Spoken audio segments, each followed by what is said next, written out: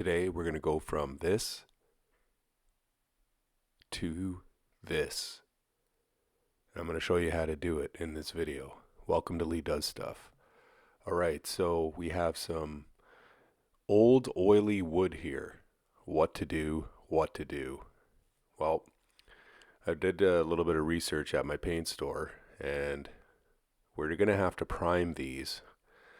And what we are going to use is we are going to use a lacquer primer. Now, a lacquer primer, the old shellac lacquer primer, I'm going to give these an old shellacking. Normally I would use a bonding primer, but with the nature of the wood being as oily as it is, we're going to have to use something stronger. So the shellac is going to be the way to go. I have my green frog tape here, and I'm taping the perimeter. Our prep is going to be very important on this place, as we are not painting any of the walls. We are just going to be focused on doing these cabinets. So we really have to tape well and mask everything appropriately, so that we don't make any mistakes for the customer and ruin their walls or get any on this nice tile or this antique hood fan that we have above the stove. So I use the green on the bottom, and I'm using the yellow frog tape in more of the delicate areas where it comes into contact with paint or tile. And this yellow frog tape is the way to go when it comes into contact with painted surfaces.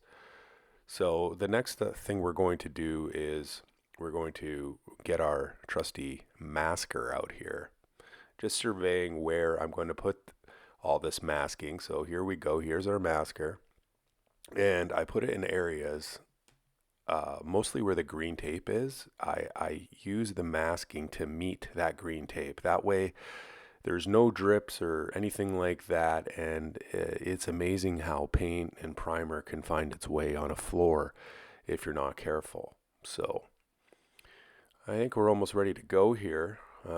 This is the lovely hardware. That too, right there, the little clips. We're going to have to take off all the hardware on the doors.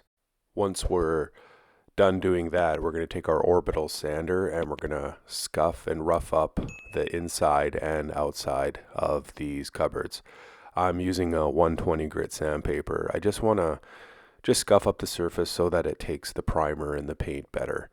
So here we go, and we start going just a little light pressure. Don't go crazy. If you have to use your elbow grease, just light pressure is the way to go here. There we go. See, you can see that they're a little faded. I went through everything inside and out, and we're going to be ready to put on the shellac pretty quick here. So here it is. We got it all pigmented with the white color, and as you can see here, look how watery it is.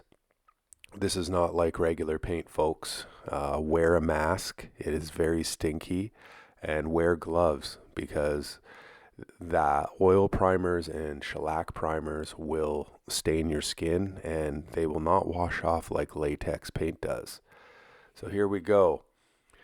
I don't know, I'm liking the coverage so far. I think it's going to cover great. And the thing that I'm noticing most about the shellac is that there are no tannins bleeding through the wood. And if anybody's painted old wood furniture or old wood cupboards, this old oily wood can really bleed through with the tannins, and will continue to bleed through if you don't lock it in with a really good primer. So I think the difference from the top and the bottom is already quite substantial, and we've only put one coat on.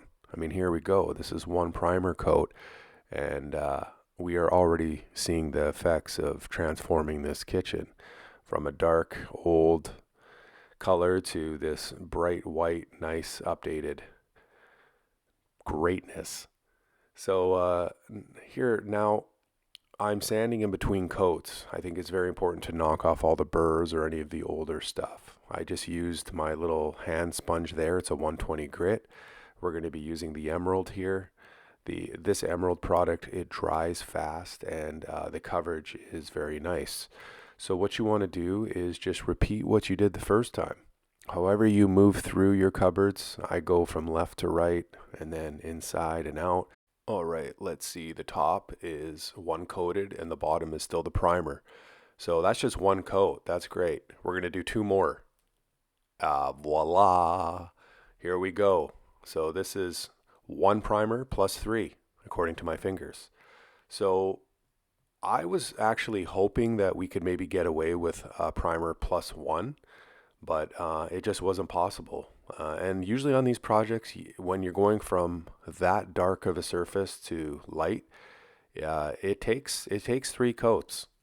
Definitely all your hard work has paid off. Let's get the hardware back on. Let's get the little clips back on for holding the doors in place, and inside and out, this is looking really, really good here. Here's the final outcome, like I showed you in the beginning. What a difference!